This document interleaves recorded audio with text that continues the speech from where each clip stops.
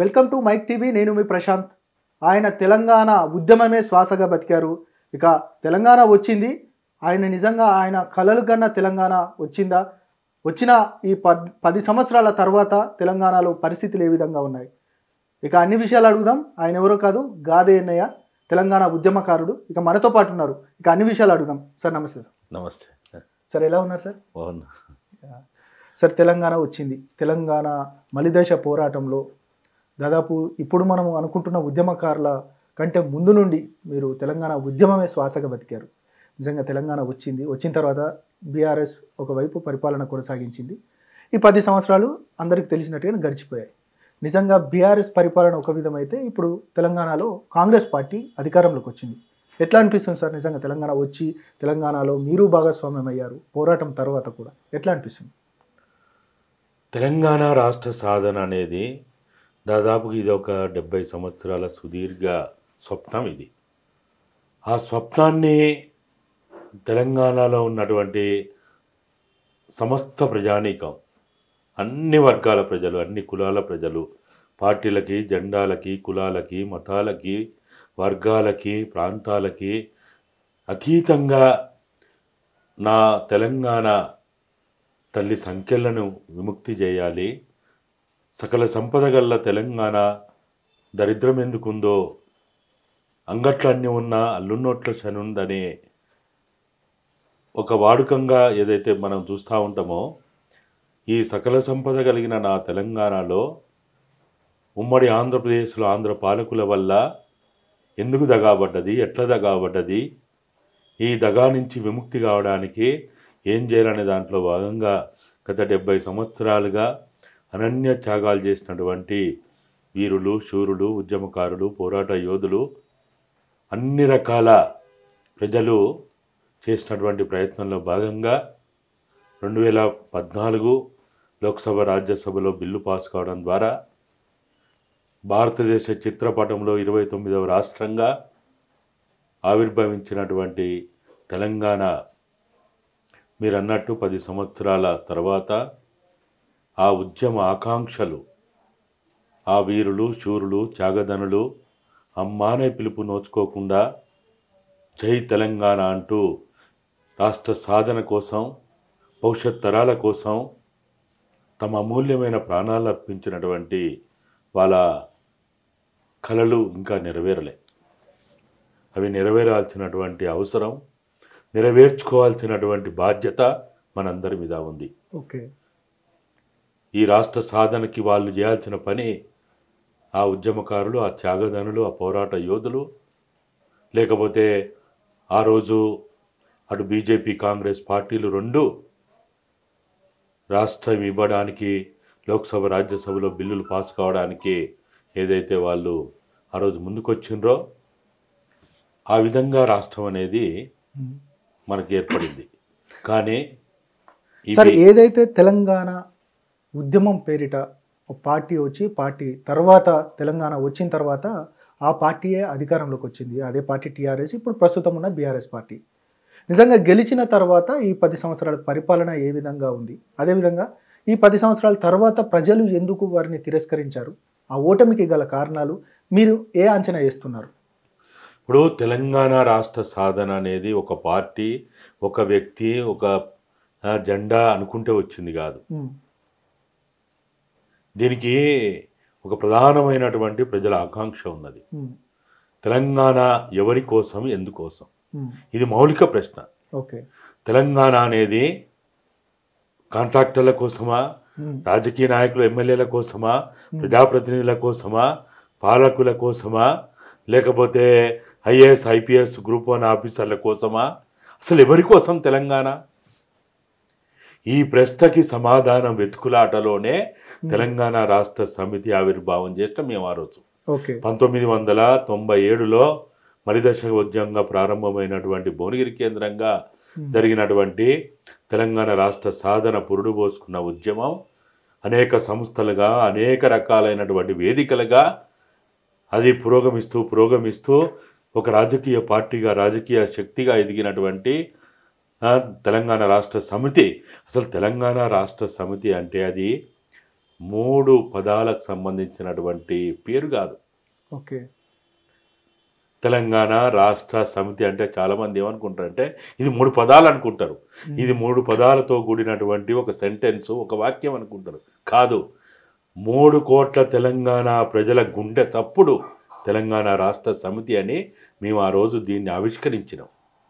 ఈ గులాబీ జెండా త్యాగానికి గుర్తుగా, విజయానికి గుర్తుగా ఆ రోజు ఆ గులాబీ జెండాని 2001 ఏప్రిల్ 27 నాడు ఎప్పుడో సంవత్సరం క్రితం 2000 సంవత్సరంలో నామకరణం చేసుకొని జెండాని రూపకల్పన చేసుకొని సంవత్సర కాలం ఆగిన తర్వాత కొండ లక్ష్మణ్ బాపూజీ గారు ఇచ్చినటువంటి జలదృశ్యంలో ట్యాంకు బండ్ విగ్రహాల సాక్షిగా తెలంగాణ రాష్ట్ర సమితిని ఆవిష్కరించుకొని మొట్టమొదటి అధ్యక్షునిగా ఆయనని మేము నియామకం చేసుకున్నాం.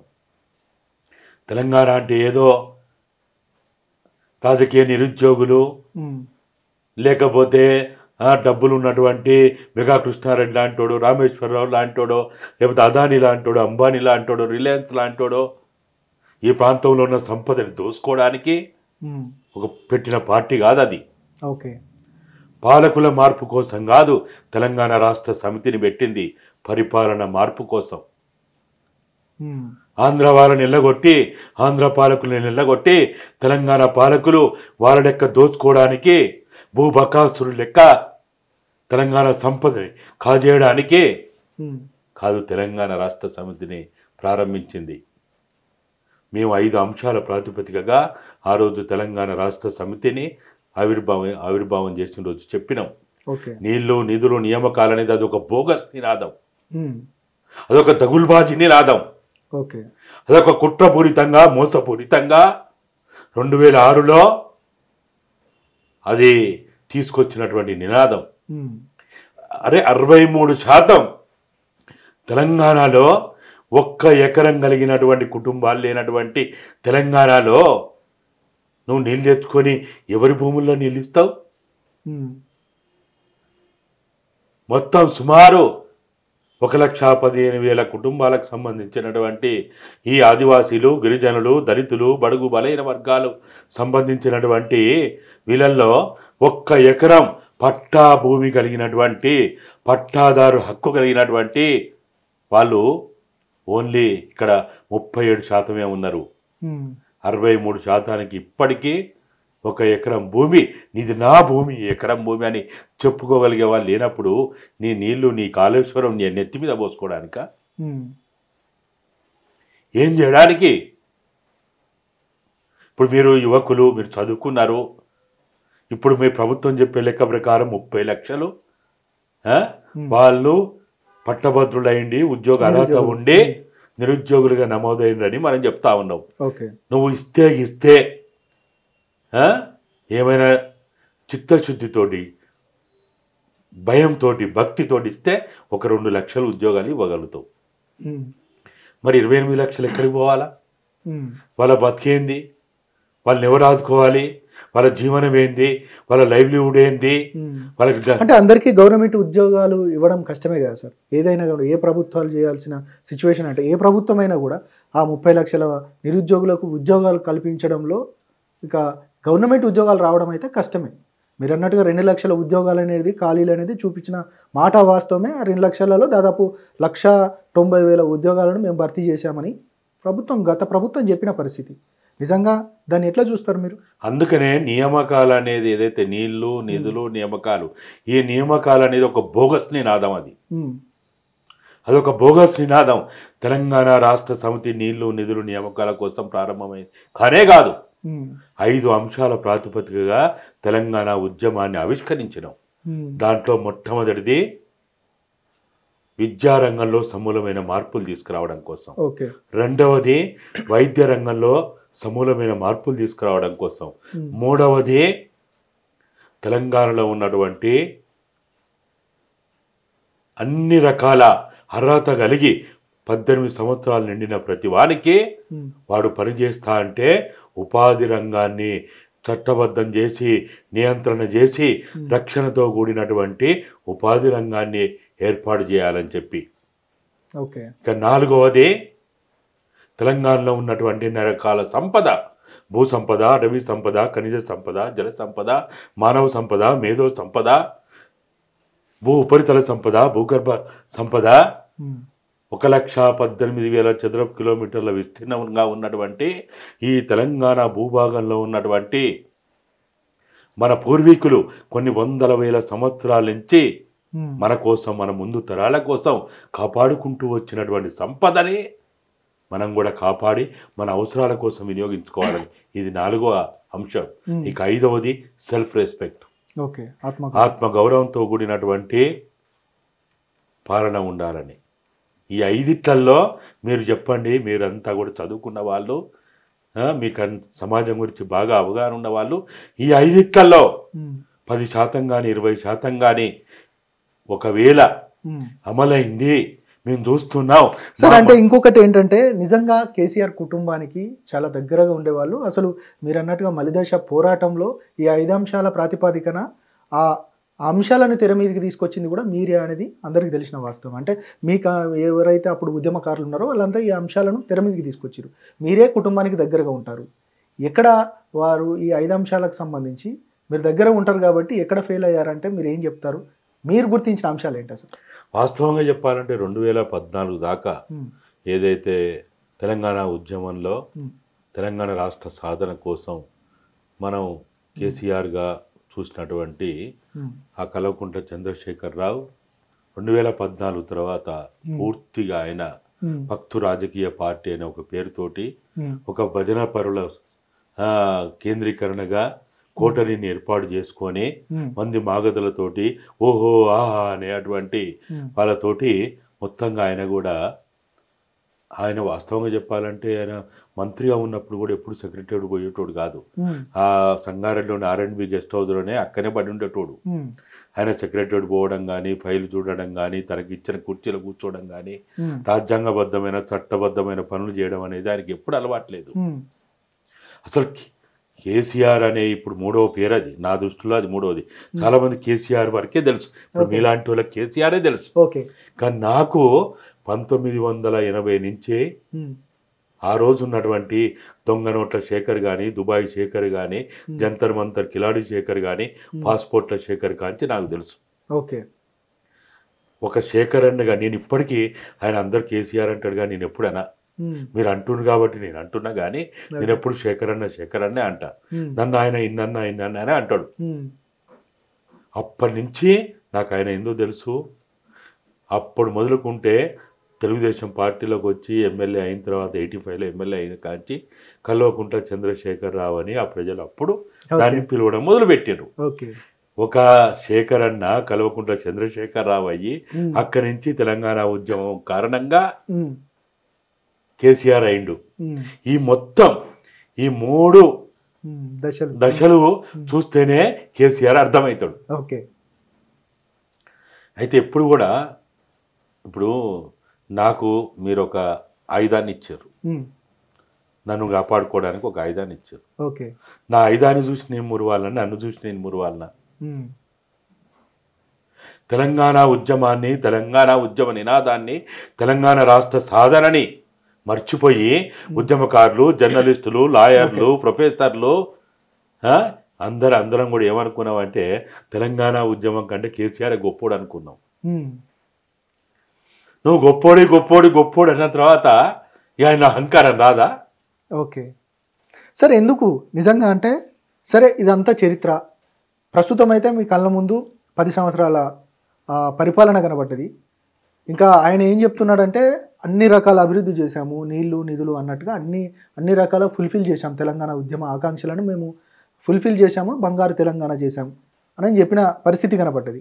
కానీ అయినా కూడా ప్రజలు ఆయనను కొంత ఓడించి కూర్చుండబెట్టారు. దీన్ని ఎట్లా చూస్తారు? ఈ ఓటమికి గల కారణాలు మీ అంచనా ప్రకారం మీరు ఏం చెప్తారు? అసలు ఆయన సంఖ్యలు తెలంగాణ రాకముందు ఉమ్మడి ఆంధ్రప్రదేశ్లో దగాబడ్డప్పుడు ఇనుప సంఖ్యలు ఉండే మనకి. ఆ ఇనుప సంఖ్యలు మనం విముక్తి చేసుకున్న తర్వాత ఆయన మనకు బంగారు సంఖ్యలు వేసిండు. బంగారు తెలంగాణ పేరుతోటి ఇవాళ మన నోట్లకు తాళాలు వేసిండు, మన చెవులలో సీసం పోసిండు, కళ్ళకు గంతలు కట్టిండు, మన మెదడుకు వైరస్ వచ్చి చేసిండు.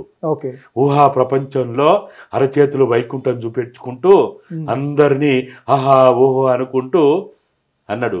మీరు అన్నట్టు నీళ్లు నిధులు నియామకాలు అనేవి అని మీరు ఒకవేళ మీరు అంటున్నారు అభివృద్ధి చేసిన అంటూ, నేను ఇప్పుడు అడుగుతున్నా, మీ ద్వారా అడుగుతున్నా, ఒకవేళ ఆయన గనుక 2001 ఏప్రిల్ 27 నాడు విద్యారంగంలో, వైద్య రంగంలో, ఉపాధి రంగంలో, సంపద రక్షణలో సెల్ఫ్ రెస్పెక్ట్తో కూడిన 5 అంశాల ప్రాతిపదికగా తెలంగాణ ఆవిష్కరించుకున్న రోజు, టీఆర్ఎస్ ఆవిష్కరించుకున్న రోజు దాంట్లో 20% అమలు చేసినానంటే నేను మిమ్మల్ని తీసుకొని పోయి ఆయన కాళ్ళ మీద పడి సాష్టాంగ నమస్కారం చేసి ఆయన కాళ్ళు కడిగి నెత్తి మీద పోసుకుంటా. నేను సిగ్గుండాలనడానికి, సోయి ఉందా అసలు అనడానికి?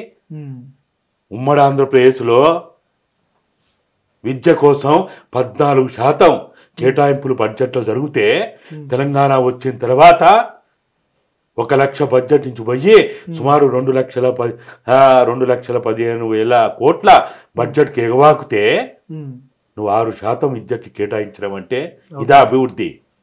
చెప్పుకోవడానికి నోరుందా? అసలు మనసులేనా మాట్లాడేది? మెదడున్నోడు సోయి ఉన్నోడు మాట్లాడేదేనా ఇది? వైద్య రంగాన్ని ఏం చేసినావు? కార్పొరేట్ హాస్పిటల్ అన్నావు, 33 మెడికల్ కాలేజీలు పెట్టి వాళ్ళు ఒక ఉత్పత్తిని, డాక్టర్లను ఉత్పత్తి చేయగానే వాళ్ళు ఏం చేయాలా? ఇతర దేశాలకు ఉరకాలనా వాళ్ళు? ఇక్కడ వాళ్ళకి ఏమైనా సౌకర్యాలు కల్పించడవా? నీ హాస్పిటల్ అభివృద్ధి చేస్తావా? నీ ప్రైమరీ హెల్త్ సెంటర్ అభివృద్ధి చేస్తావా? కనీసం నర్సుల రిక్రూట్మెంట్ చేయలే.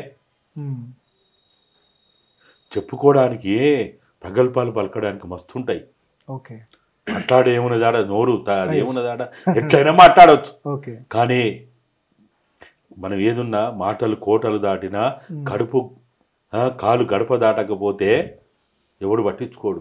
Sir right sir. ఇంకొకటి, ప్రజలు కూడా ఆ విధంగానే ఆలోచించినట్టున్నారు, ఆయనను తక్కువ సీట్లకే పరిమితం చేశారు. ఇక కాంగ్రెస్ పార్టీ అధికారంలోకి వచ్చింది, 6 గ్యారంటీల నినాదంతో ముందుకొచ్చింది. ఆ 6 గ్యారంటీలకు సంబంధించి ప్రజలు నమ్మిరు, 6 గ్యారంటీలను నమ్మిరు, కాంగ్రెస్ పార్టీని నమ్మిరు, గెలిపించారు. నిజంగా 6 గ్యారంటీల పైన మీ అంచనా ఏంటి? 6 గ్యారంటీలు కాంగ్రెస్ పార్టీ ఖచ్చితంగా అమలు చేస్తుందా అంటే మీరు ఏం చెప్తారు? ఇప్పుడు మీరు అందరూ అనుకుంటున్నట్టు 6 గ్యారంటీలు ప్రజలు నమ్మలే. ప్రజలకి ఏం విశ్వాసం లేదు దాని మీద. ప్రజలకి ఒక అహంకారానికి, ఒక నిర్లక్ష్యానికి, ఒక మితిమీరినటువంటి చేష్టలకి బుద్ధి చెప్పాలి, పనిష్మెంట్ ఇవ్వాలి అనే దాంతో, ఒక కోపంతో, ఆవేదనతోటి మా వాడు అనుకున్నది, మా పార్టీ అనుకున్నది మాకు కాకుండా చేసిండే అనే కోపంతో, బాధతోటి, ఆవేదనతోటి వాళ్ళు కేసీఆర్కి, ఆయన ఎప్పుడు కర్రు కాల్చి వాత పెట్టమంటాడు కదా, అట్లా వాత పెట్టిండే కానీ, అంతేగాని 6 గ్యారంటీలు వాళ్ళు ఇచ్చిన అనేక రకాల డిక్లరేషన్లు కాదు. వాళ్ళు అది కాదు చూడలే. వాళ్ళు ప్రజలు ఎప్పుడు కోరుకునేది పాలకుల మార్పిడి కాదు, పరిపాలన మార్పు. ఈ పరిపాలన మార్పు ఈ కాంగ్రెస్ పార్టీ ద్వారా జరగాలని, జరుగుతుందని ప్రజలు ఆశపడ్డరు. ప్రజలు ఎప్పుడు ఆశపడతారు కానీ భ్రమపడరు, భ్రమంలో బతకరు. మనం ఈ ప్రొఫెసర్ లాంటి వాళ్ళు, బుద్ధిజీవులు లాంటి వాళ్ళు, చాలా పెద్ద పెద్ద చదువులు చదువుకున్న లాంటి వాళ్ళు, నాకు 1 లక్షల ఆస్తుంది, ఓరి వెధవా నీకు తెలివి ఉంటే నువ్వు ఎందుకు సంపాదించలేవురా అంటాడు. సంపాదించడం కూడా ఒక తెలివా? అది కూడా ఒక తెలివేనా? మోసం చేసుడు ఒక తెలివేనా? అది కాదు కదా. ప్రజలు వాళ్ళు చాలా బాధతోటే ఈయనకు బుద్ధి చెప్పాలి, ఒక పనిష్మెంట్ ఇవ్వాలనే దాంతో. ఇప్పుడు మన పిల్లవాడు కూడా, అంటే కేసీఆర్ అహం వల్లే ఆయన ఓడిపోయారు తప్ప ఆయన కరెక్ట్ పరిపాలన అందించారా? మరి ఆయన నిర్లక్ష్యం, అహంకారం, నాకు మీరు ఏమి ఇవ్వకున్నా పర్లేదు, కానీ నాకు తెలంగాణలో ఆకలినైనా భరిస్తాం కానీ అవమానాన్ని భరించలేము. నాకు ఇవాళ నా తల్లిదండ్రులు నాకు తినటానికి తిండి లేదు, గడక లేదు, గంజి లేదు, కనీసం ఏది లేని పరిస్థితుల్లో కూడా నా బిడ్డ అని గుండెల కత్తుకుంటే అదే చాలనుకుంటాం. ఓకే. సార్ ఇప్పుడు కేటీఆర్ నిన్న మాట్లాడుతూ అస్తిత్వానికి అంటే తెలంగాణ అస్తిత్వానికి ప్రతీకే టీఆర్ఎస్ అంటే ఇప్పుడు ప్రస్తుతం ఉన్న బీఆర్ఎస్ పార్టీ అని అంటున్నారు. నిజంగా ఎట్లా మీరు దగ్గరగా ఉండి చూశారు? నిజంగా తెలంగాణకు అస్తిత్వం బీఆర్ఎస్ పార్టీనా? ఇప్పుడు మీరు చెప్పినట్టు బీఆర్ఎస్ పార్టీ అంటే ఏంది? భారతీయ రాష్ట్ర సమితి. ఓకే. ఈ భారతీయ రాష్ట్ర సమితిలో తెలంగాణ ఎక్కడ కలబడ్డది? ఆ సోయి ఎక్కడ ఉంది? అది ఎక్కడ ఉన్నది? దానికి సంబంధించిన సెంటిమెంట్ ఎక్కడ ఉన్నది? ఎక్కడుంది అసలు? ఆయన నేను అనుకోవడం అయితే బీఆర్ఎస్ను పెట్టడానికి ప్రధాన కారణం కొడుకు కామారెడ్డికి ఆయన ఎమ్మెల్యేగా పోవడానికి బిడ్డ. ఓకే. ఈ రెండు కారణాల వల్లనే ఇవాళ జీవితంలో మర్చిపోనంత అవమానంతో ఆవేదనతోటి భరించలేని 99లో మంత్రి పదవి ఇస్తా అని ఇవ్వనటువంటి చంద్రబాబు ఆ రోజు అవమానం కంటే ఈరోజు ఆయన అనుభవిస్తున్న అనుమానం మామూలుది కాదు. కొడుకు కోసం బీఆర్ఎస్ను పెట్టిండు, బిడ్డ కోసమేమో కామారెడ్డి పోయిండు. ఓకే. ఈ రెండు ఈరోజు ఫెయిల్ అయినాయి. మదన పడుతున్నాడు, ఆవేదన చెందుతున్నాడు, దుఃఖపడుతున్నాడు, కానీ బయటికి చెప్పలేడు, ఎదురు చెప్పలేడు, ఇది ఇట్లా అని చెప్పలేడు. ఆ పరిస్థితులలో ఉన్నది కాబట్టి అసలు బీఆర్ఎస్కి తెలంగాణకి ఏం సంబంధం? బీఆర్ఎస్ పార్టీ పేరు పెట్టినప్పుడే తెలంగాణకి కేసీఆర్కి పేగుబంధం దిగిపోయింది, ఆ అనుబంధం దిగిపోయింది. ఓకే. ఇంకెక్కడున్నది? ఆయనే చెప్పుకున్నాడు కదా, మహారాష్ట్ర పోతా, ఛత్తీస్గఢ్ పోతా, కర్ణాటక పోతా, ఆంధ్రప్రదేశ్ పోతా, ఓ పంజాబ్, హర్యానా, ఢిల్లీ దాకా పోయి చెక్కులి పంచి వచ్చినా ఇంట్లో గెలవరేడు ఏదో చేసినట్టున్నది సామెత. ఓకే. కాబట్టి ఇవన్నీ కూడా ఏదో మాటల కోసం మాట్లాడవచ్చు. అసలు కేటీఆర్కి తెలంగాణకి ఏం సంబంధం? ఆయనకి మాట్లాడే అర్హత ఎక్కడిది?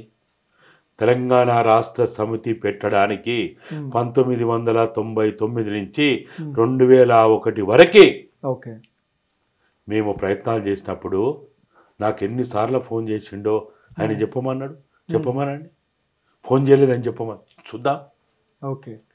మేము ఇంకా సెటిల్ కాలేదు, మేము ఇంకా ఉద్యోగాల్లో పూర్తి స్థాయిలో మేము అక్కడ భద్రతతో కూడిన ఉద్యోగాలు మాకు దొరకలేదు, మాకు ఇంకా పెళ్ళిళ్ళు కాలేదు, మా కుటుంబాలు సెటిల్ కాలేదు, మా నాయనకి ఎట్లయినా మళ్ళా చంద్రబాబు నాయుడు మళ్ళీ పిలిచి మంత్రి పదవి ఇస్తాడు, అంకుల్ దయచేసి మీరు మా ఫ్యామిలీని డిస్టర్బ్ చేయకుర్రి, మమ్మల్ని బజారు పాలు కానీ చేయకుర్రి అని బతిలాడుకున్నటువంటి రాదు తెలంగాణ రాదు, మా కుటుంబాన్ని బజారు పాలు చేయొద్దన్న కేటీఆర్కి అసలు తెలంగాణకి ఏం సంబంధం? ఏం అర్హత ఉన్నది? కాబట్టి సరే, ఆయన కుమారుడిగా ఆయన ఆస్తిక వారసుడు కావచ్చు, ఆయన కన్న తండ్రి, ఆ తల్లిదండ్రులకు పుట్టినటువంటి ఏకైక కుమారుడైన బిడ్డ ఆమె, వాళ్ళు ఆస్తిక వారసులు, ఆయన సంపదకి వారసులు. కానీ తెలంగాణ రాష్ట్ర సమితికి వారసులు కాదు, తెలంగాణ రాష్ట్ర ఏర్పాటుకి వాళ్ళు వారసులు కాదు. తెలంగాణ అనేది ఒక పార్టీ కాదు, ఒక వ్యక్తి కాదు, ఒక జెండా కాదు, 4 కోట్ల తెలంగాణ ప్రజల,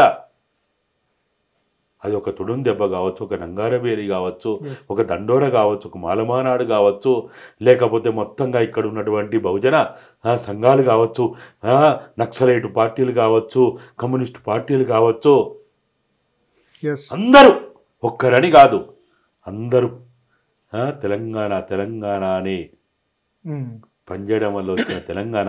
ఇవాళ మీరు అదేదో బీఆర్ఎస్ దాని యొక్క అస్తిత్వం ఇది అది అని మాట్లాడితే దెయ్యాలు వేదాలు వల్లించినట్టే ఉన్నది. Right sir. ఇక ఓకే, ఇప్పుడు ప్రస్తుతం కాంగ్రెస్ పార్టీకి సంబంధించి ఇక అధికారంలోకి వచ్చిన తర్వాత ఇక ఏదైతే తెలంగాణలో ఉద్యమకారులు ఉన్నారో ఆ ఉద్యమకారులకు సంబంధించి ఇప్పటికీ 200 గజాల ఇల్లు, అదేవిధంగా వారిని హక్కున చేర్చుకుంటాము, ఖచ్చితంగా తెలంగాణ ఉద్యమకారులను మేము నెత్తిన పెట్టుకొని చూసుకుంటామంటూ కాంగ్రెస్ పార్టీ చెప్తా ఉంది. దాన్ని ఎట్లా ఏ ప్రాతిపాదికన గుర్తిస్తారంటే మీరు ఏం చెప్తారు సార్? అసలు అంటే నేను అనుకున్న ఇప్పుడు మీరు చెప్పే 6 గ్యారెంటీలు అదొక గ్యారెంటీ. కానీ ఇప్పుడు ఇటువంటి అన్నీ కూడా చెప్పుకోవడానికి, మాట్లాడుకోవడానికి, వినడానికి చాలా గొప్పగా ఉంటాయి. ఓకే. కానీ ఆచరణలో పోయినప్పుడు చాలా రకాల సమస్యలు ఉంటాయి. అంత మనం మాట్లాడుకున్నంత సాఫీగా ఇవన్నీ కూడా అమలవుతాయి, జరిగిపోతాయి నేను అనుకోవడం లేదు. ఇప్పుడు మనం ఇప్పుడే చూస్తున్నాం ఈ 6 గ్యారెంటీలు ఒక గ్యారెంటీ అయినటువంటి దానికి అప్లికేషన్ ఫామ్లో ఏముంది, ఉద్యమకారులు అనే ఒక అంశంలో మాకు మీకు ఎఫ్ఐఆర్ నెంబర్ ఉందా, నెంబర్ ఉంటే రాయండి అని ఒక లింక్ పెట్టిండ్రు. ఎఫ్ఐఆర్ నెంబర్తో ముడిపెట్టడం అంటేనే అక్కడెక్కడో దీన్ని కొంతమందికి పరిమితం చేస్తున్నట్టు లెక్క. సార్, అంటే కేసుల ప్రాతిపాదికనే ఈ యొక్క ఉద్యమకారులకు ఇళ్ల స్థలాలు ఇస్తే, ఒకవేళ నిజంగా ఇప్పుడు గోరటి వెంకన్న ఉన్నాడు, కేసు లేదు, గంట చక్రపాణి ఉన్నారు, హరగోపాల్ ఉన్నారు, వీరందరూ మరి ఉద్యమకారులు కాదా అనే ఒక క్వశ్చన్ మాత్రం తలెత్తుతుంది. దీన్ని ఎట్లా చూస్తారు సార్ మీరు? ఇంకా మీరు చెప్పిన 3 పేర్లు వాళ్ళకి భద్రత ఉన్నది, సంపద ఉన్నది, సంపాదన ఉన్నది, వాళ్ళు మంచిగా తెల్ల సొక్కాలు వేసుకొని కార్లలో తిరిగే స్థాయి ఉన్నది. కాళ్ళకి చెప్పులు లేని వాళ్ళు, నెత్తికి నూనె లేని వాళ్ళు, 3 పూటల తిండి లేని వాళ్ళు లక్షల మంది ఉన్నారు. ఓకే సార్, తెలంగాణ ఉద్యమం అంటే వాళ్ళు ఉద్యమంలో వాళ్ళ సొంత ఖర్చులతోటి తల్లిని కాదని, తండ్రిని కాదని, లేక కుటుంబాన్ని కాదని, చదువుని కాదని, మీలాంటి వాళ్ళు తెలంగాణ ఉద్యమంలో నేను ఏమైతా అనేది కూడా మర్చిపోయి తెలంగాణ ఉద్యమం అంటే అసలు అదేదో నా బాధ్యత, నా కుటుంబ బాధ్యత, నా ఇంటి పని అన్నట్టు పండుగలు, పబ్బాలు, శుభకార్యాలు, అశుభకార్యాలు అన్ని పక్కన పెట్టి తెలంగాణ ఉద్యమంలో సకల జల సమ్మెత ఏంది, మీరేం మార్చి అయితే సార్, అదే ఇప్పుడు అదే డౌట్ సార్. నిజంగా సబ్బండ వర్ణాలు తెలంగాణ ఉద్యమం చేసినాయి, మరి వారిని ఎట్లా గుర్తిస్తారు నిజంగా కాంగ్రెస్ పార్టీ అంటే? మీ అంచనా ఏంటి? అంటే వీటన్నిటికీ పరిష్కారం ఎప్పుడు కూడా ప్రతి సమస్యకు ఒక పరిష్కారం ఉంటుంది. తెలంగాణకు కూడా పరిష్కారం ఎట్లయింది? ఒక కమిటీ వేయడం ద్వారా, శ్రీకృష్ణ కమిటీ వేయడం ద్వారా దానికి ఒక పరిష్కారం దొరికింది. 1953లో రాష్ట్రాల విభజన చేయడానికి పదరల్లి కమిషన్ అనేది, అంటే భాషా ప్రయుక్త రాష్ట్రాల ఏర్పాటుకు కమిషను. ఇప్పుడు రేపు 22వ తేదీ ప్రారంభమయ్యేటువంటి అయోధ్య రామ మందిరం, ఆ సమస్య పరిష్కారానికి కూడా ఒక కమిటీ వేసింది కదా. అంటే ఎంత పెద్ద భయంకరమైన గడ్డు సమస్యనైనా, సంక్లిష్టమైనటువంటి సమస్యనైనా పరిష్కరించుకోవడానికి మనకు ఒక అవకాశం ఉంది. అదేంటంటే సంప్రదింపుల ద్వారా దానికి ఒక రకమైనటువంటి ఒక కమిషన్, ఒక కమిటీను ఏర్పాటు చేసి దాంతో లైజనింగ్ చేయాలి. ఇప్పుడు అది మేము ఏమడుగుతున్నామంటే, ఈ ప్రభుత్వాన్ని కూడా ఏమడుగుతున్నామంటే, మీరు ఈ ఉద్యమకారులు కానీ తెలంగాణ కోసం అనన్య త్యాగాలు చేసినటువంటి త్యాగదనులు ఎవరైతే ఉన్నారో, మనం అమరవీరులుగా, తెలంగాణ అమరవీరులుగా మనం చెప్పుకుంటున్నటువంటి ఆ కుటుంబాల గురించి కానీ, లేకపోతే వాళ్ళకి సంబంధించినటువంటి వాళ్ళని ఇంకా మనం ఒక సరైన పద్ధతిలో మనం వాళ్ళని ఏదైతే స్మరించుకోవాలనో దానికి మీరు ఆ ఉద్యమకారుల వెల్ఫేర్ సొసైటీ అనో, లేకపోతే ఉద్యమకారులకు సంబంధించినటువంటి వాళ్ళని పర్యవేక్షణ చేయడానికి, వాళ్ళని ఆదుకోవడానికి, వాళ్ళ మొత్తంగా కూడా వాళ్ళ గురించి వాళ్ళకు ఒక మంచి ఒక రకం గుర్తింపు ఇవ్వడానికి మీరు ఒక కమిటీ అయ్యండి. ఉద్యమంలో పాల్గొన్నటువంటి, ఉద్యమం సుదీర్ఘ కాలం 1969 వాళ్ళు కొంతమంది ఉంటే పర్వాలేదు, వాళ్ళు ఒకవేళ లేకపోతే 96 నుంచి 97 నుంచి ప్రారంభమైన దాంట్లో చనిపోయిన వాళ్ళు పోను, మిగతా వాళ్ళు ఎవరెవరైతే సుదీర్ఘ కాలం ఉన్న వాళ్ళతోటి ఒక కమిటీ వేస్తే, నువ్వు కావాలంటే 15 మందితో వేసుకో, 21 మందితో వేసుకో, అది వేరే విషయం. వేసి వాళ్ళకు ఒక నెల రోజులు 3 నెలలు గడువిస్తే వాళ్ళు చేసుకుంటారు ఆ పని. అన్ని పనులు ఈ ఐఏఎస్లో చేయాలి, ఐపీఎస్లో చేయాలి, లేకపోతే ఈ అధికారులే చేయాలి, లేకపోతే ఎమ్మెల్యేలే చేయాలంటే ఎట్లా? ఇది ఎమ్మెల్యేల పని కాదు, మంత్రుల పని కాదు, ఇది అధికారుల పని కాదు. వాళ్ళ పనులు చాలా ఉన్నాయి, వాళ్ళ పనులే వాళ్ళు చేయలేకపోతారు. సార్, ఇప్పటికీ కాంగ్రెస్ పార్టీ అధికారంలోకి వచ్చి ఒక 20 నుంచి 30 రోజులు అవుతుంది. అంటే దాదాపు నెల రోజుల టైంలోనే ఇప్పుడే ఇంకా మేము అధికారంలోకి వచ్చి 30 రోజులే అవుతుంది కాబట్టి ఇంకా ముందు ఉంది, మేము పూర్తిగా అభివృద్ధి కార్యక్రమాలు చేయడానికి మాకు 100 రోజుల టైం కావాలని చెప్తా ఉన్నారు. కానీ ఇప్పటికీ మేము అధికారంలోకి వచ్చిన ఏదైతే సోనియా గాంధీ పుట్టినరోజు నాడే 9వ తారీఖు నాడే రైతు బంధు వేస్తాము ఖచ్చితంగా అని ఒక ఆ 6 గ్యారంటీలకు సంబంధించి మేము గ్యారంటీగా మీకు చెప్తున్నాము, అదేవిధంగా రుణమాఫీ కూడా చేస్తామని చెప్పారు. నిజంగా ఆ ఇంప్లిమెంటేషన్లో కొంత లోపాలు ఉన్నాయి. ఇప్పటికీ ఒక ఎకరం ఉన్న వారికి, ఎకరం లోపు ఉన్న వారికి మాత్రమే రైతు బంధు పడ్డది. ఆ గ్యారంటీలన్నీ అమలు అవుతాయా సార్ కాంగ్రెస్ ప్రభుత్వంలో? అంటే వీటన్నిటికీ నేను అనుకున్నట్టు వాళ్ళు 100 రోజుల 200 రోజుల్లో అనేది అట్లా టార్గెట్ పెట్టుకోవడం వేస్ట్. అది ఓకే, అది కాని పని అది. ఎందుకంటే ఇప్పుడు ఉన్నటువంటి పరిస్థితులలో మనం చూసినాం కదా, సుమారు 6,71,000 కోట్ల అప్పు పెట్టుకొని మొత్తం మన బడ్జెట్లో 33% ఆ తెచ్చిన అప్పు ఈఎంఐలు కట్టడానికే కావాలా, ఓకే, ప్రిన్సిపల్ అమౌంట్కును వడ్డీలు కట్టడానికే కావాలా. ఉద్యోగాలకి లేకపోతే రిటైర్మెంట్ అయిన వాళ్ళకి వాళ్ళ పెన్షన్లు, జీతాలు, బత్యాలు, మన్ను మశానం ఇవ్వడానికే ఇంకొక 33-35% వాళ్ళకే పోతుంది. మొత్తంగా మన బడ్జెట్లో 70% దాకా అక్కడనే పోయా. అంటే తప్పనిసరి అవసరం ఇది. వాడు కట్టకపోతే వాడు కూడా జప్తు చేస్తా అంటాడు. వాడేమో ఊక్కున్నటోడు కాదు. మనోళ్ళేం చేయలే, బస్తాలను నలగబెట్టిండు, బస్ డిపోలను నలగబెట్టిండు, ఎక్కడ ఏది దొరికితే ఆఖరికి కరెంటు సబ్ స్టేషన్లను కూడా దాని షూరిటీ ఇచ్చి అప్పులు తెచ్చుకున్నారు. వాడు ఊక్కుంటాడా?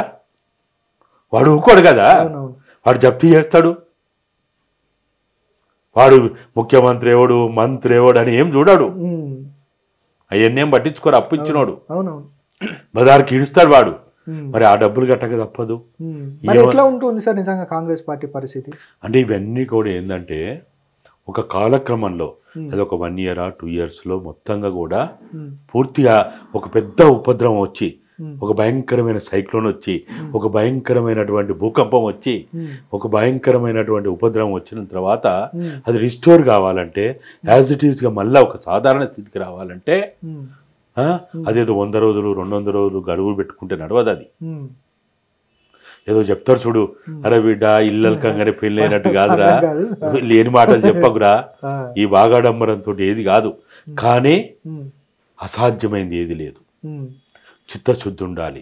సార్ మీ అంచనా, చాలామంది ముఖ్యమంత్రులను మీరు మీ కళ్ళారా చూశారు, మీ పోరాటం ద్వారా కూడా ఎన్నో సమస్యలను తెర మీదకి తీసుకొచ్చారు. కాంగ్రెస్ పార్టీ అధికారంలోకి వచ్చింది, రేవంత్ రెడ్డి యొక్క పరిపాలన కూడా ఈ 20 రోజులు చూశారు. ఆయన వ్యక్తిత్వము నిజంగా ఆయన అనుకున్న లక్ష్యాలు సాధించే దిశగా ఉంటుందా? ఎట్లుంటుంది ఆయన వ్యక్తిత్వం అంటే మీరు ఏం చెప్తారు సార్ మీ అంచనా? అంటే జనరల్గా ఇటువంటి వాళ్ళందరూ ఏంటంటే ఒక కసితోటి వస్తారు. ఇప్పుడు కేసీఆర్ కూడా ఒక కసితో వచ్చిండు, రాజశేఖర రెడ్డి కూడా ఒక కసితో వచ్చిండు, ఓకే, ఎన్టీ రామారావు కూడా ఒక కసితో వచ్చిండు. అప్పుడు జగన్మోహన్ రెడ్డి మొన్న అక్కడ కసితో వచ్చిండు. ఇప్పుడు రాహుల్ గాంధీ కూడా ఒక రకమైన కసితోటి. అట్లే మన మోడీ గారు కూడా నేను ప్రధానమంత్రి అయిన తర్వాతనే పార్లమెంటుకు చేరుతా అని ఒక కసి పెట్టుకొని, పట్టుదల పెట్టుకొని, ఏదో అంటారు చూడు, మన అబ్దుల్ కలాం గారు చెప్పినట్టు కళలు కనండి, కళలను సాకారం చేసుకోండి అన్నట్టు వీళ్ళు కళలు కన్నారు. ఇప్పుడు ఈయన కూడా మంచి గొప్ప కళగా అన్నాడు. నేను ఖచ్చితంగా నన్ను చెప్పకూడదు తినిపించినోడనో, నన్ను జైలుకు పంపినోడనో, లేకపోతే నన్ను ఇట్లా చేసినోడు అట్లా చేసినోడనో, ఇవన్నీ ఏవేవో ఆయన కొన్ని అభిప్రాయాలు ఉండొచ్చు. ఒక కసితోటి, ఒక పట్టుదలతోటి, ఒక డెడికేషన్ తోటి ఆయన పనిచేసిండు. అయితే అంతే డెడికేషన్, అంతే కసితోటి నీవు ముఖ్యమంత్రి సాధించే వరకే కసితో ఉంటే ఫెయిల్ అవుతారు.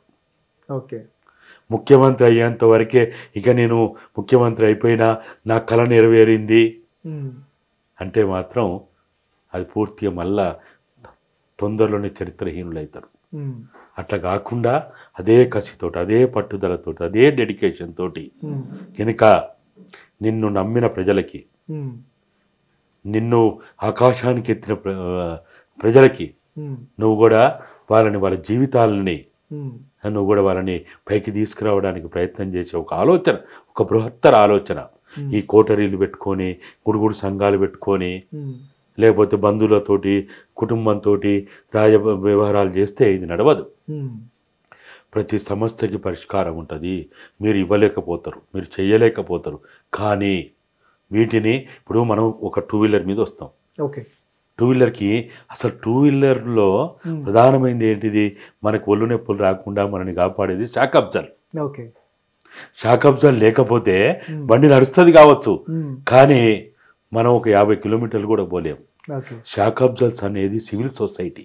ఒక ప్రభుత్వానికి, ఒక బండికి, ఒక వెహికల్ 4-వీలర్కి కమాన్ పట్టీలు ఒక షాక్ అబ్జర్వ్ లెక్క ఉంటుంది. అట్లనే ఒక పాలకులకి సివిల్ సొసైటీ అనేది వాళ్ళు ఒక షాక్ అబ్జర్వ్స్గా కమాన్ పట్టీ లెక్క ఉపయోగపడాలి. అట్లా ఉపయోగించుకున్నప్పుడే కమాన్ పట్టీలు లేనటువంటి బండి ఎటో దిక్కు కూలిపోతుంది, నిలకడగా పోతుంది. అట్లా ఈ సివిల్ సొసైటీని, మీలాంటి జర్నలిస్టులని, ప్రొఫెసర్లని, బుద్ధిజీవులని, కార్మికులని, కర్షకులని, ఆఖరికనే బిచ్చగాళ్ళని పిలుచుకొని అడుగు. బిచ్చగాళ్ళకి తెలుసు సంపద ఎట్లా సృష్టించాలనో. వాళ్ళకి తెలిసినంత మనకు తెలుసా? ఏ ఇంటికాడికి పోతే ఇంత ఏం దొరుకుతుందో వాళ్ళు చెప్పగలుగుతారు, మనం చెప్పగలుగుతావా? ఏ పూటకి ఎక్కడ చేయగలుగుతాం వాళ్ళు చెప్పగలుగుతారు. అట్లనే ప్రతి వాళ్ళల్లో కొన్ని రకాలైనటువంటి కొంత తెలివితేటలు ఉంటాయి, కొన్ని టాలెంట్స్ ఉంటాయి, కొన్ని స్కిల్స్ ఉంటాయి. దొంగల కూడా నేర్పరి ఉంటుంది. వాళ్ళు చేయగలిగే పని మనం చేస్తావా?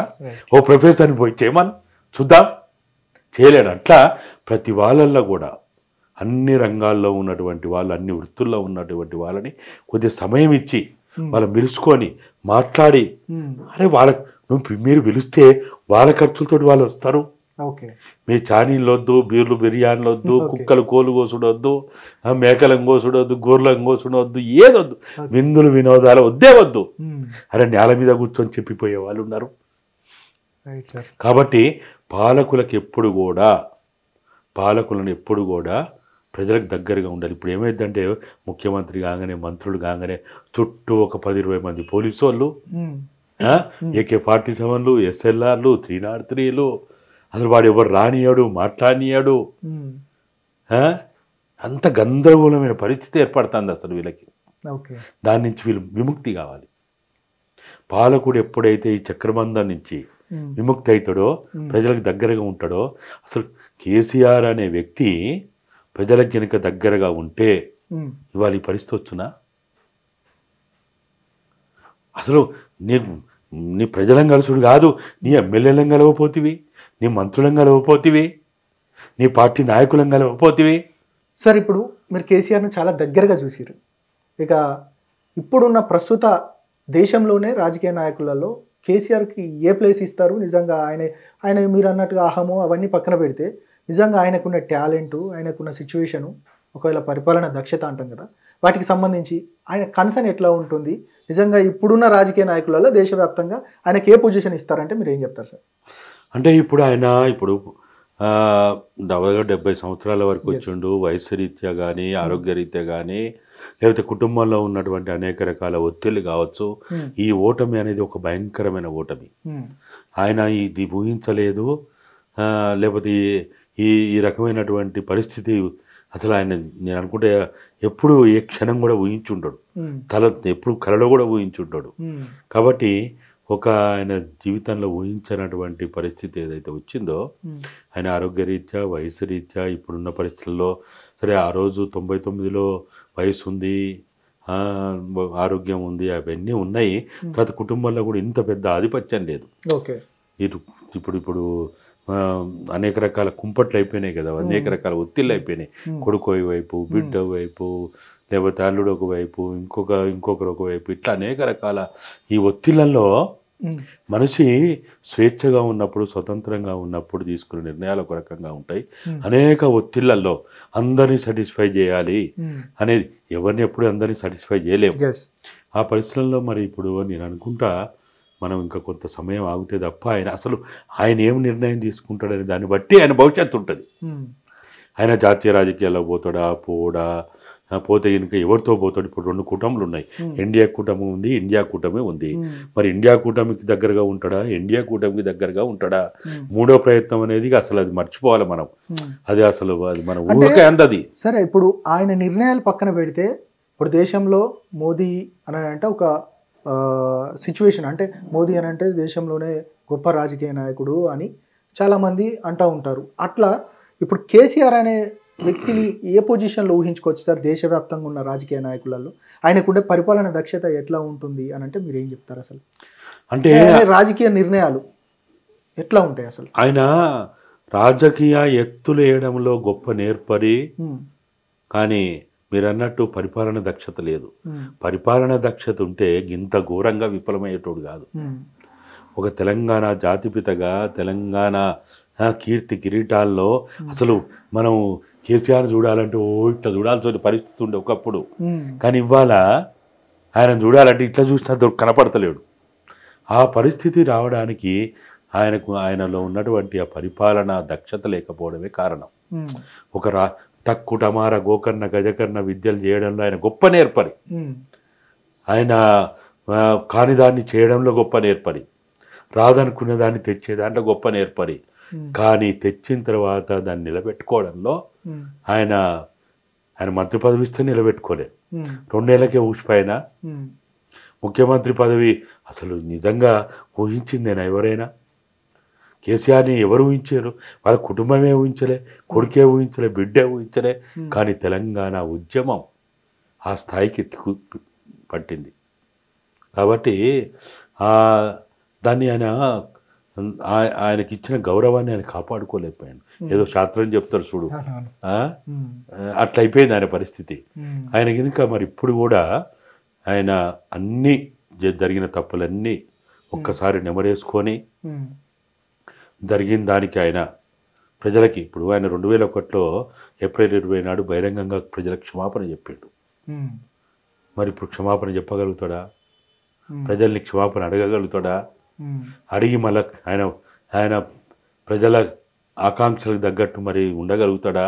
ఇవన్నీ కూడా ఏంటంటే ఆ పరిస్థితి అయితే నిజంగా ఎట్లా ఉండబోతుంది? తెలంగాణ స్వరూపం ఎట్లా ఉండబోతుంది? ఆయన ఒకవేళ నిజంగా మీరు అన్నట్టుగా 2001లో క్షమాపణ చెప్పినట్టుగా ఇప్పుడు నా ఓటమి గల కారణాలు ఇవి, ఖచ్చితంగా నేను మళ్ళీ ప్రజల వద్దకు వస్తాను అనేది ప్రజల వద్దకు వచ్చి మాట్లాడితే ఎట్లా ఉండబోతుంది తర్వాత పరిణామం?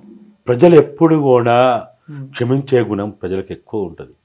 దయాగుణం వాళ్ళకున్నంత ఎవరికి ఉండదు. అసలు పేదవానిలో ఉన్నంత దయాగుణం కోటీశ్వర్ల కాడు ఉండదు. అసలు ఆ ప్రేమ, ఆప్యాయత, గౌరవము, ఆ మమకారం, అరే నేను తప్పు చేసిన నాయన నన్ను క్షమించంటే హక్కును చేర్చుకుంటారు. చేర్చుకోలేదా? ఇప్పుడు ఈయన తెలంగాణ ఉద్యమం ప్రారంభించినప్పటికీ ఈయన చరిత్ర ఏంటిది? కేసీఆర్ చరిత్ర ఏంటిది? తెలంగాణలో మెదక్ జిల్లాలో అత్యంత భయంకరమైనటువంటి మారణ హోమం సృష్టించినటువంటి బూటక ఎన్కౌంటర్లు చేసిన జిల్లాల మంత్రిగా ఉన్న ప్రాంతం నుంచి వచ్చిండు ఆయన. ప్రజలు క్షమించలేదా? ఒక దొంగ నోట్ల శేఖర్ని మర్చిపోలేదా? ఓ దుబాయ్ శేఖర్ని మర్చిపోలేదా? పాస్పోర్ట్ల శేఖర్ని మర్చిపోలేదా? జంతర్ మంతర్ కిలాడిని మర్చిపోలేదా? మర్చిపోతారు ప్రజలు. ఇప్పుడు నేను తప్పు చేసినా అంటే నా ఇంట్లోకి రానియరా? పెద్దలు మనం ఏదైనా తప్పు చేసినా అంటే మన తల్లిదండ్రులు మన దగ్గర రానియరా? రానిస్తారు కదా.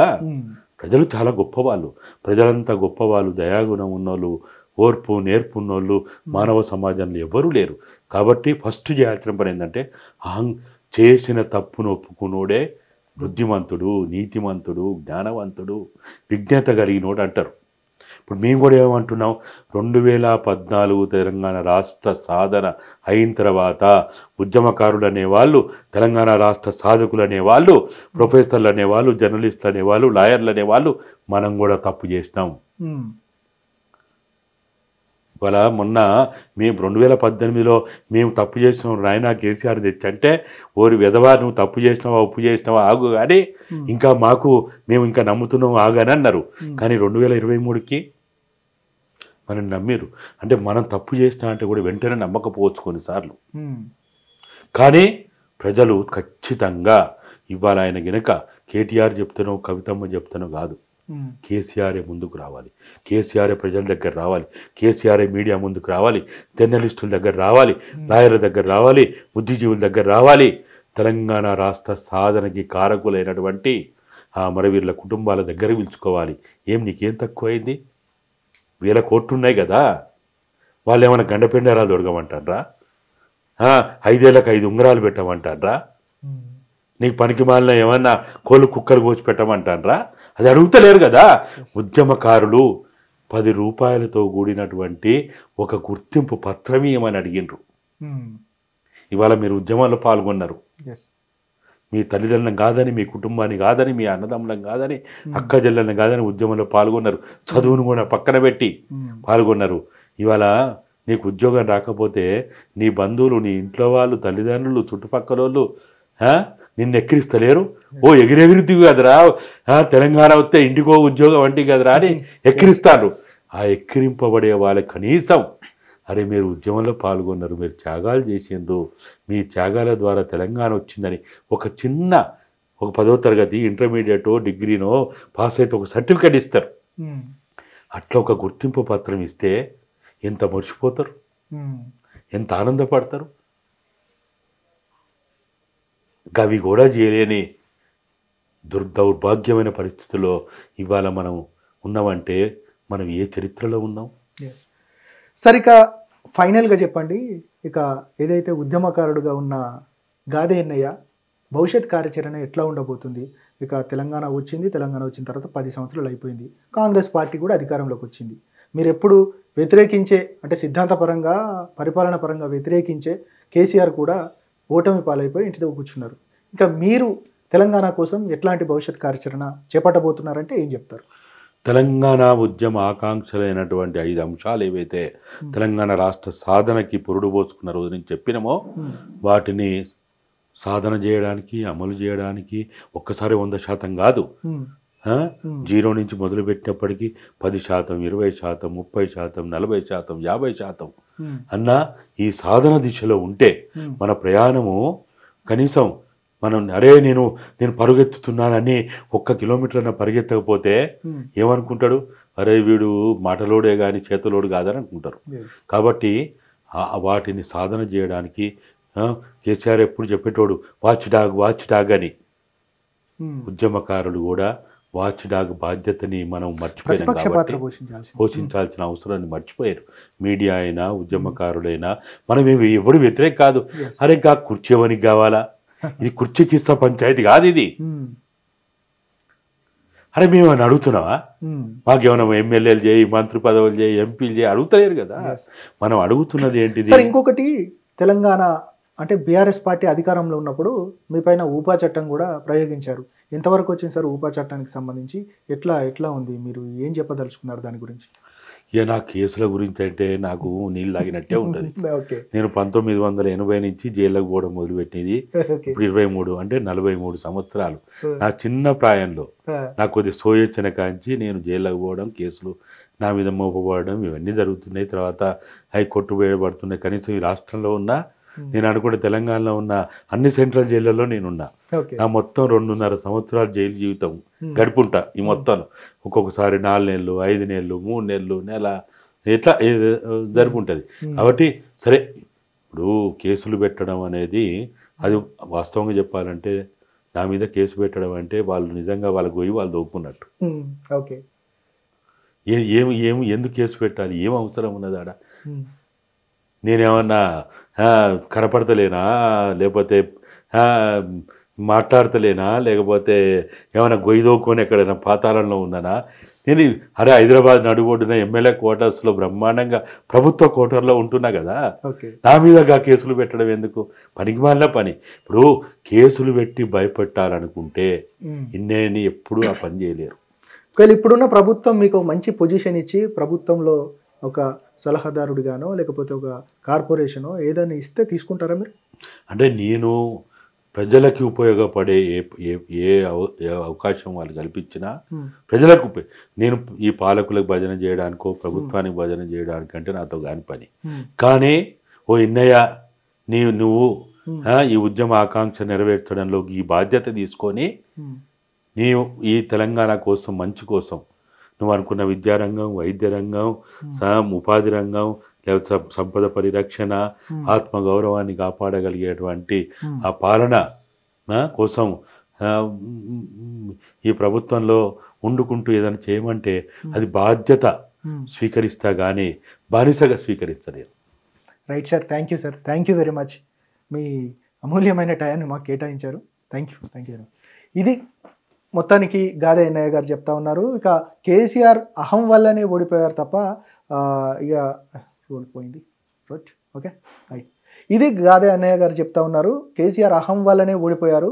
ఇక ఇప్పుడున్న ప్రస్తుత కాంగ్రెస్ పార్టీ 6 గ్యారెంటీలకు 100 రోజుల టైం కాదు, ఇంకా ఎక్కువగా పెట్టుకోవాలి, ప్రజలకు ఇక సముచితమైన ఏదైతే మీరు అభివృద్ధి చేస్తా అంటున్నారో ఆ అభివృద్ధిని కూడా ఇక చాలా లాంగ్ టర్మ్ తీసుకునైనా కూడా ప్రజలకు అభివృద్ధిని అందించాలి.